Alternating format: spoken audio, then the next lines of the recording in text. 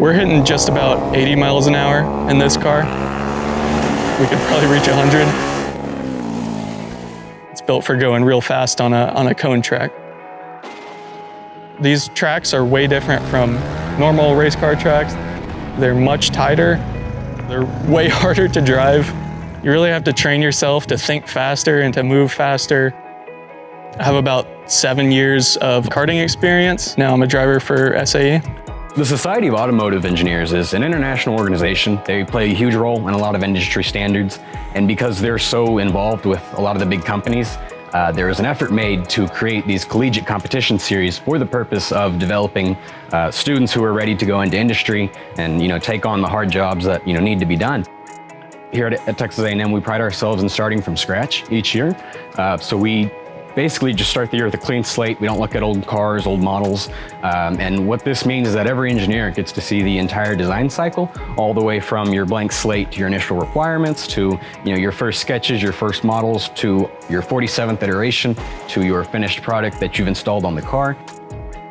The way we do it at A&M, it's a little bit more challenging, but it really produces, I think, the best experience possible at the collegiate level. To me, SAE, how I've seen it, is mainly a car building program, but the more time I've spent through the program and connected with other people and alumni, I've seen it's more of just a teaching program. I had no prior car experience. I never worked on my car before joining SAE, so it was really just an opportunity for me to become a better engineer and to see engineering applications live and be able to put something from the classroom into real life. We're looking at all of these different components of different vehicles, and we sit down and we do a lot of research trying to understand the fundamentals of what it means to do automotive engineering, what it means to build a race car, and how each of these subcomponents work. We start with all of our design, heavy in design, and then we finish our design in the late fall semester. The Formula internal combustion team actually starts in August, so we're selected in May by a previous cohort, and we're strictly senior Capstone, so it's a whole new class each year. In those first couple of weeks, we're designing and deciding our need statement and where we want to take our car, what parameters we're going to design around.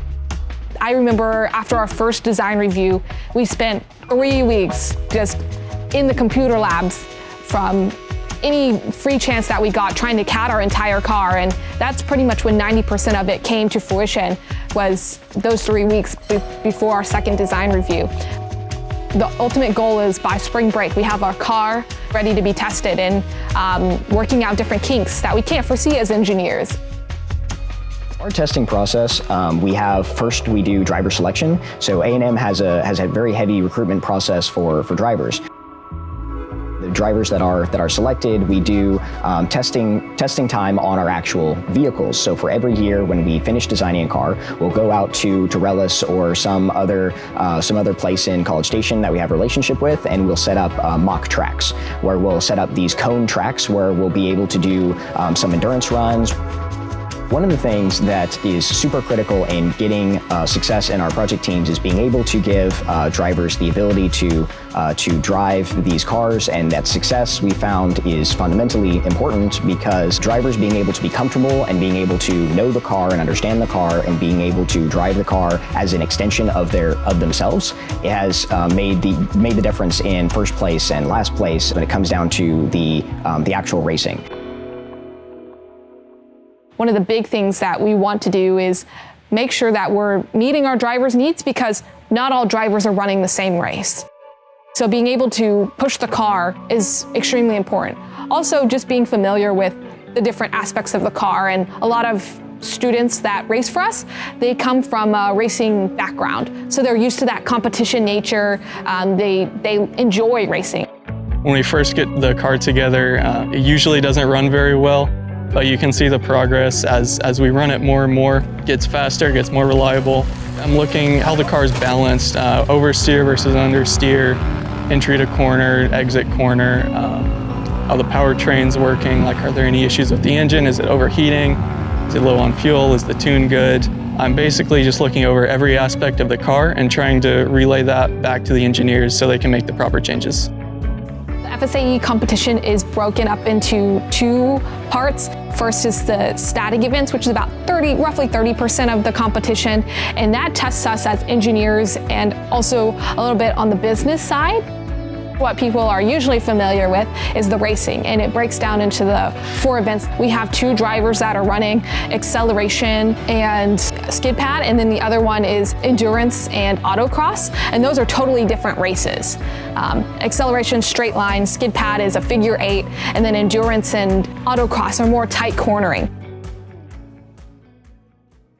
All of our students are very passionate about automotive engineering, about designing and products, and all of these kinds of things that we do, because I think fundamentally they understand that this is a very complex project and it's very difficult to be able to do effectively. And so it gives each of our students a certain amount of pride to be able to produce the level of vehicles that we produce, to be able to learn all of the things, to develop their skills and develop their abilities as engineers.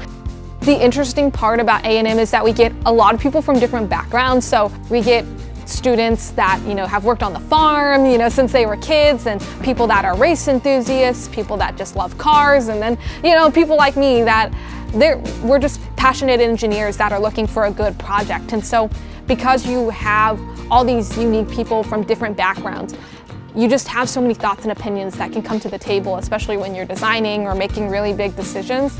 And I think the best part about this experience was just being able to learn from other people and how they think or how they approach a problem. And this is just a very rewarding experience to be part of a team that cares so much about what they do. Your teammates are always going to be motivated and driven. These organizations can be a little bit exclusive, so that means that everyone you're working with is well qualified and they really want to be there, and that means they're putting in the time. They're working to solve any problems that come up.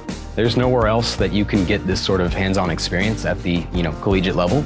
A lot of people won't get to mess with this kind of technical work until they're multiple years into industry.